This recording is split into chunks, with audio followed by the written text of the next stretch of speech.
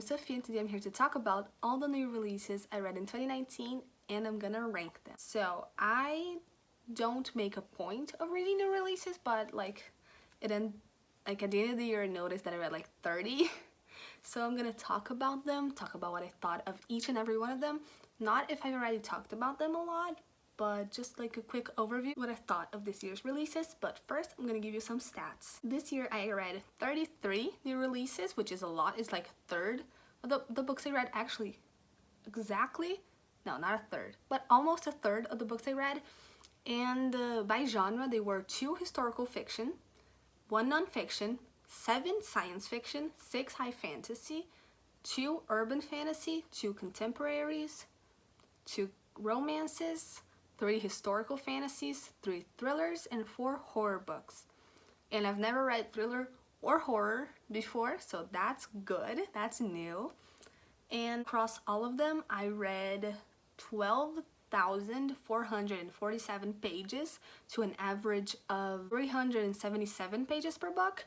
And 16 of them, of the 33, were adult, 15 were YA, 1 was middle grade, and 1 was new adult. About the series, 10 of them were first books in a series, 5 were continuations, and 3 were endings, series endings, like last books on a series. Of those, like 18 were parts of series, and 14 of the 33 were standalones. And rating wise, I read 5 stars, 2 4.5s, 10 4 stars, 5 3.5s, 1 3 star, 3 2 stars, 1 1.5 stars. That's a lot of numbers, I'm so sorry. And 2 1 stars. Out of the 33 books I read, 24 of them were written by women, 7 were written by men, and 2 were written by a combination.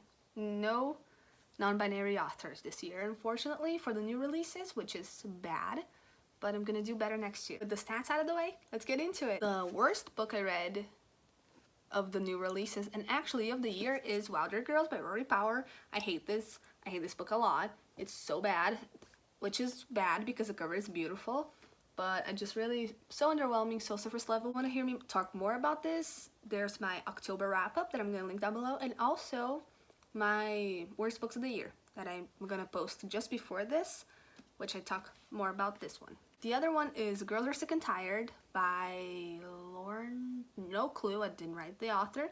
I have my computer over there. That was just supposed to be a 50-page nonfiction feminist book, which was bad, surface level, didn't bring anything new. It was just like common sense type of stuff, and I didn't like it. Next one is, I know I'm going through these fast because I just talked about them in my worst books of the year. So if you want to hear me like talk a bit more in depth about these bad books, then you can check that one out. But it's Serpent and Dove by Shelby Mahurin. I not only have the worst books of the year talking about this and my October wrap-up talking about this, I actually have a full dedicated review talking about this. So I'm not gonna spend much time other than that I thought this book was bad, not in just like a story is bad type of way, but in the craft of writing itself was bad. That's what I'm gonna say here. The next book is Crier's War by Nina Valera, and that one's about this princess that's half robot, falling in love with the commoner who's all human, who's trying to kill her. I love the princess Crier. She had great plot, great arc, great character, great development, great everything. And then there was Ayla, the love interest, the girl who's trying to kill Crier. And she was bad, like badly written, not just a bad person. She was a badly written character, and I did not like her, did not appreciate it, and I'm gonna talk about it more then, and also in my July wrap-up. The next book is My Lovely Wife, which is by Samantha Downing, which is about a couple killing people together, and they think that's hot. Go figure, it's a thriller. Does not feel like a thriller, not thrilling at all, felt so domestic, even with the subject matter, and I liked the ending, but it was overall very underwhelming. Also, there's Sisters of the Vast Black, which is a novella by Tor.com by Lena Rather about nuns in space, which also felt very domestic regarding the subject matter it was dealing with. Could have been good, but I just liked one of the characters. There's like 5 of them, and just did not appreciate the overall plot because it felt like very domestic, very day in the life, and that was not what I was expecting. Next is One Word Kill by Mark Lawrence. Mark Lawrence is one of my favorite authors. He wrote the Book of the Ancestor trilogy, which is one of my favorite trilogies of all time. And I gave this one 3 stars because I thought it was good. Like, we're going to the 3-star territory very early on in like the 7th book, which is always a good one, but just really didn't get much out of the story. It was a fun time. It was a fun time, was a good time, but like I finished it and I forgot everything about it. That's all I can say. It's like a 80s sci-fi time travel story with a group of friends who play D&D. If that interests you, go for it. A lot of people really like it. I just closed the page and forgot about it, even though I love Mark Lawrence. Next book is Wayward Son by Rainbow Rowell. This is the sequel to one of my favorite books, Carry On. And I was expecting it to give an easy 5 stars because Carry On was an easy 5 stars, but I didn't like it. Like, I liked it, but also I didn't like it. I'll talk more about it in my September wrap-up. I read this in like 6 hours. I just sped through it. I usually read 100 pages in 2 hours, so this was a little bit faster for me. But overall, I just thought it introduced a lot of stuff character-wise that it wasn't resolved, and the author and the book weren't ready to deal with and properly give it time to resolve and really talk through it. So just really underwhelmed by the ending. Also, I hate the ending, so that's one. The next book is Turn of the Key by Ruth Ware. This one I liked. I really liked it. It spooked me, which I'm not spooked easily, so that was good. It's about pretty much a retelling of Turn of the Screw, about a smart house, and this girl who's a nanny to like 3 or 4 kids, and the book starts with her writing a letter from jail asking for a lawyer to represent her because she's being accused of killing one of the children. So it just starts with, oh damn, I want to know what happens. And it's a fun ride, but I think it meandered too much in the middle, and I wished it kind of went, like, it meandered for the wrong direction, and I wish it meandered for the right direction, so it got a little bit more of a quick pace, and like that meandering, that slow-paced part, it didn't even help build the atmosphere, so it's really just page time thrown away, in my opinion. But I liked it overall. I really liked the ending also. This book is This Is How You Lose the Time War by 2 people that I don't remember the names of. I'm gonna put them in the description.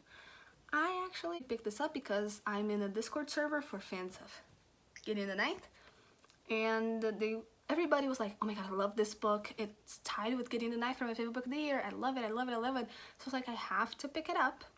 And I picked it up, and I liked it, but I didn't think it was that good, like purely subjectively, just didn't do it that well for me. I don't know, I think I need a little bit more character and world for a story to really attach itself to me, but it was a good time, and a lot of people are loving it, so I suggest if you're interested, pick it up. Oh, sorry, it's about this time war that's happening between 2 opposite factions, and blue is from one faction and red is from the other, and they fall in love through letters. So it's really gay, it's really dramatic. They're both women, actually. If you're into that stuff, which I thought I was, pick it up, you might like it. The next book is In the Shadow of Spindrift House by Mira Grant, who wrote Into the Drowning Deep, like one of my favorite books of the year. And I really liked her horror, so I picked up this one. It was fine, it was good, it was a good time. It has like one of my favorite opening scenes and sequences of all time. I loved it, captivating that beginning, but I thought it kind of lost itself towards the end. But overall, it was still a great time, and Mira Grant is great at building horror. She is Shannon McGuire, if you didn't know. It's pretty much about these ghost hunters who go to this house to spend the night and shenanigans ensue. But it's more dark than that, than I make it sound. Next book is a memory called Empire by Arcady Martini. It's like a space opera about this diplomat that's going to the, and she's from like a, what's the name? A small group of people that live in kind of spaceships and hop around, and she's going to the big empire as an ambassador because her predecessor was mysteriously disappeared and was killed, and he might have been murdered. So shenanigans ensue. It has a female-female romance. It's entertaining, but I gave it 3.5 out of 5 stars because overall I just was overwhelmed by the ending, and also I read this for a book club and reading it kind of felt like a chore. So that took away from my enjoyment, but not because the book itself is bad, just because I didn't read it right. And I wish it did because it's fun. It's fun. I like the dynamic between Mahit and 3 Seagrass and the other dude. That's their friend. But yeah, just didn't do it for me. But this is like nominated for best books of the year by Amazon and by Goodreads, so you might want to check this one out. Next book is The Luminous Dead by Caitlin Starling. This is a horror book, sci-fi horror about this woman who's like exploring these underground caves, and she's completely alone except for this one woman in the control room and on the surface talking to her, and mysterious stuff going on. Is she going crazy, or are there like actual people down there? Ooh, it's claustrophobic. It's creepy. It's great. I don't get spooked easily or like at all, but I had to message my friend, I had to message my friend at 3 a.m. because I was scared shitless and I needed to like get it out of my head. So it was effective on that count. I think this book is too repetitive and it really drove its message home, like almost no nuance, but I appreciate it nonetheless. It did the job. Next book is Her Royal Highness by Rachel Hawkins. Oh my god, I got that one right. It's not written there, I just read the name and remembered the author. But that one is about a female-female romance with like the princess of the UK and this girl who goes to study in Scotland. It's cute, it's fluffy, it's like you just want to clutch the book to your chest and be like, oh, they're so cute, they're so pretty. And it's not nearly as hyped as other royalty romances that came out this year, but it deserves the hype. It's so cute, it's great. I highly suggest you read it if you're looking just like a filthy contemporary. I love it. I really liked it. Next book is Aurora Rising by Amy Kaufman and Jay Kristoff. Kristoff is one of my favorite authors of my favorite series, Nevernight. So I pick up anything he writes, pretty much. But I liked Aurora Rising, but I thought it was too YA for me at that moment. I did give it 4 out of 5 stars, but like it was a fun read, but I also didn't gain much from it when I finished. But I really liked the ending, like a lot. Like that whole final battle with a lot of air quotes. Love that. Really good. That put the rating higher for me. I'll definitely be picking up the next one.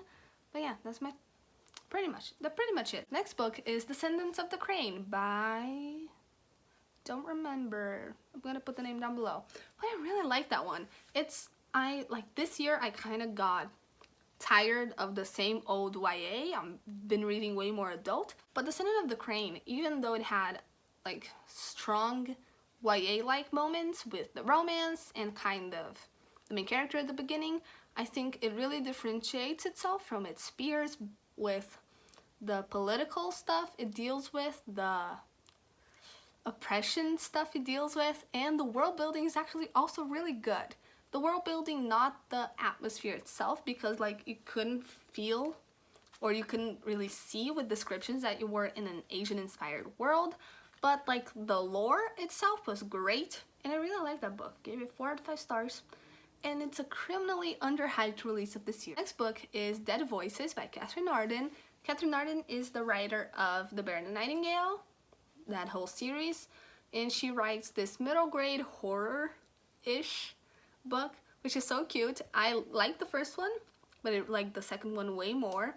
I don't know how to say like the synopsis. It's pretty much like this group of friends who go into a corn. The first one, it's about a group of friends who go into a corn maze at night, and there's like this weird, creepy, smiling man after them, and a lot of scarecrows also after them. And it's middle grade, but it also has a nice friendship group, and it's horror-ish, but it's also really good. And the second book is better. Next book is Gilded Wolves by Roshani Chokshi. This book, when it first came out, everybody was like, oh, this book is amazing, it's wonderful, it's everything I ever wanted. And now people are like, oh, this book is too confusing, it's not that good. It's good, okay? It's good. In my opinion, it's good. And it's too confusing.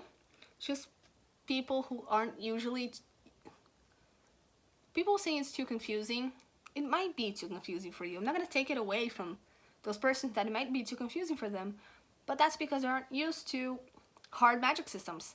And I am, and I had no issue understanding what went on in this book, and I really liked it. I really liked the character dynamics, the plot, the lore, the entire lore. I already have an arc of the second book, but I'm gonna wait to read it.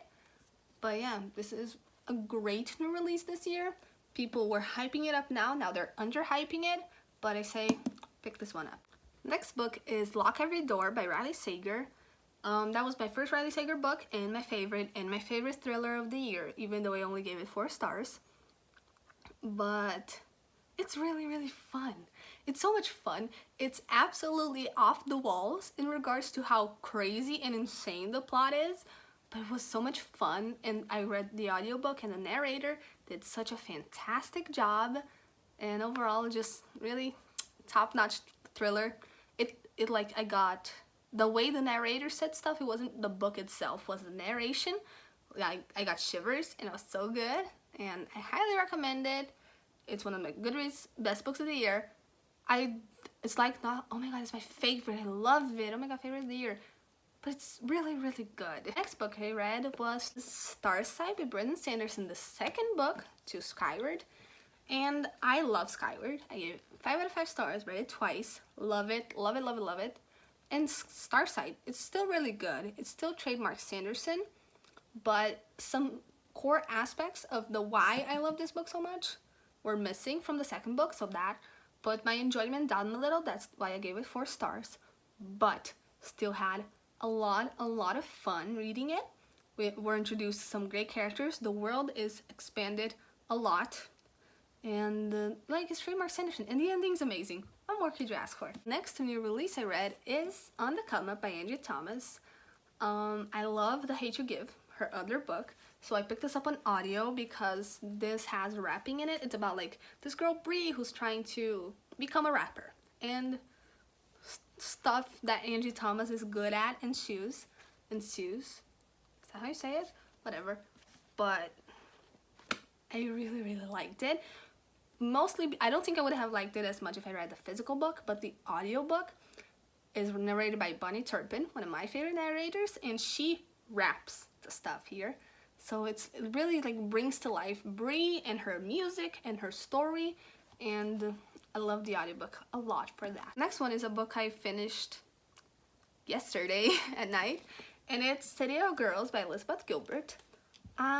This is about pretty much like Vivian Morris, this woman who's old now, who's telling the story of her life and how she met this girl's father to this girl. And it talks about her life, her moving to New York City, her working in theater, her having heartbreak, her making mistakes, making good choices, bad choices, her entire life. And I'm gonna say right off the bat, is it a ripoff of Evelyn Hugo? I don't know. Does it feel like one? Yes.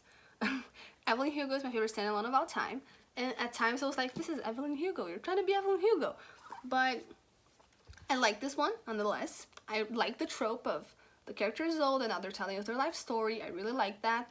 And also, A complaint I have about this book, I gave it 4 out of 5 stars. It's good. I really liked it. But a complaint I have that I noticed only after I finished it is that when it's trying to say something or give a message, this book really gives the message. Like it spells the message out, or what it's trying to say with all the letters. It like says and repeats what it's trying to say, like in your face, like get this message, like no nuance pretty much throughout the book. Doesn't bother me a lot, but I know it bothers me. Doesn't bother me a lot, but I know it bothers a lot of people. So be aware, but this is still such a fun read. Love the audiobook, love the whole atmosphere, and I would recommend. Next new release I read is King of Scars by Leigh Bardugo. Obviously, author of Six of Crows, author of the Grisha trilogy. This is the new Grishaverse novel. And people either love it, or like don't like it. Or at least are in the middle. But I'm in the I like it, but I see its flaws, but I still enjoy it. Love Nikolai, love Zoya, I love Nina's story here. Does it feel a little bit out of place? Definitely. But is it also the best part of the book? Definitely. The ending was a little bit off the walls and how, what the fuck is going on. But overall, I just really liked it. And I understand the complaints, but also, I liked it. Next new release I read is Rage of Dragons by Evan Winters. And this book is really good. It's a debut. It's like military fantasy, but also revenge fantasy. But it's so good. And it has like the best unlikable and flawed main character. Not my favorite, but the best I've read. As in, this dude is just so fucking flawed and so fucking unlikable, but he's also so well written. And I hate him, but I feel for him. And it's military fantasy, has dragons, and I really liked it. Didn't give it a full 5 stars, I gave it 4.5 because it didn't really stick with me, like in my heart. But I enjoyed this all throughout, and I would highly recommend it to fans of high fantasy, military fantasy, fantasy with dragons. Be aware that it is more military, though. But liked it a lot. Next new release is Daisy Jones and the Six by Taylor Jenkins Reid. Everybody and their mother talking about this book, and with good reason. It's great. I love Daisy. She's such a bad person, but I love her. I hate Billy. He's such a bad person, and I hate him. Do I excuse women for their actions? Maybe. Whatever. Just overall, just a really good book. There's a reason this is so hyped. I really liked it. There you go. There's not much more to say about Daisy Jones that hasn't been said 1,000 times by 1,000 different people who've said it way better than me. So that's what I'm gonna say. I really liked it. I love Daisy, hate Billy, and love Camilla. Camilla is the best character. Next book I read is Winter of the Witch by Catherine Arden. Second Catherine Arden book on the list. This bitch is great. I really like this one. I don't remember anything about it other than I love Vasya and I love the final battle.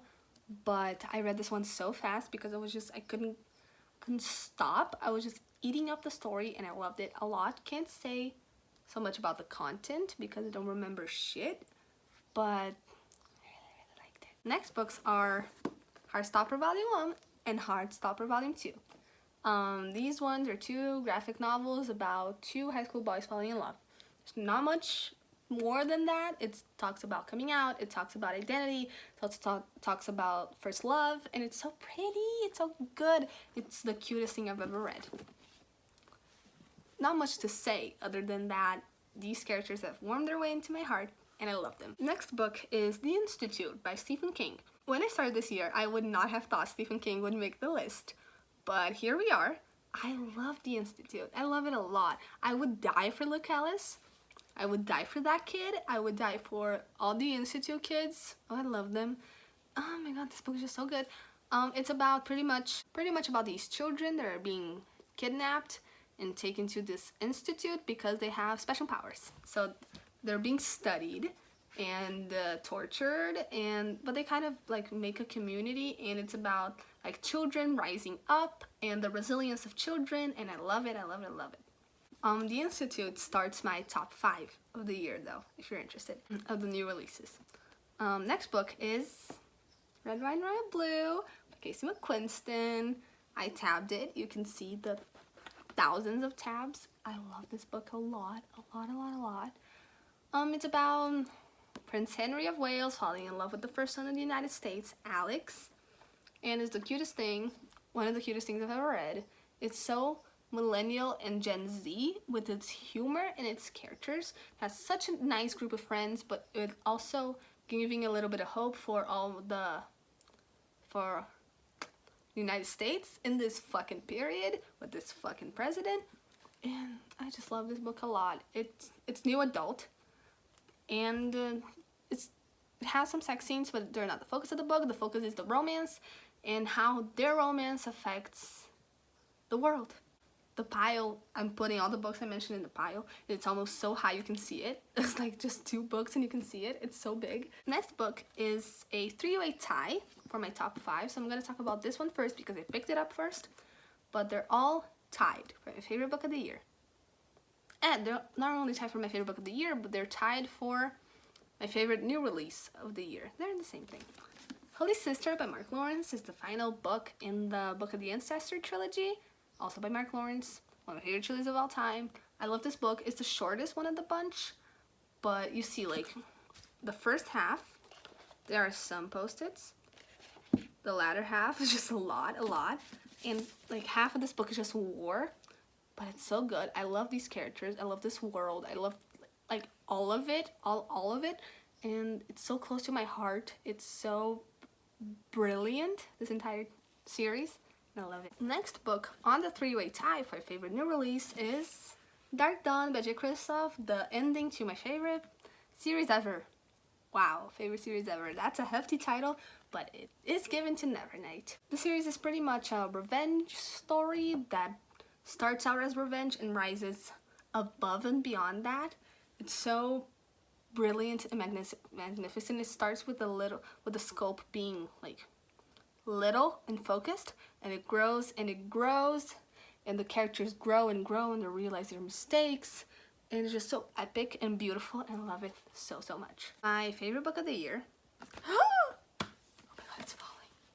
My favorite book of the year, it's kind of tied, but this one is also the favorite. It's a favorite new release, favorite of the year, favorite new release, and it is Gideon the Ninth by Tim Muir.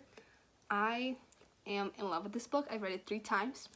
I've read it once as an arc, the second time as a physical book and I tabbed it, and the third time as an audiobook, and I've loved it more and more every single time. I've also read the sequel. I got an arc to the sequel. I know. And there's not enough things I can say that are gonna do justice to how much I love this book. I have a whole dedicated, not review, but 5 reasons why you should read it. And it just summarizes one of my favorite things ever. It's about lesbian necromancers in space.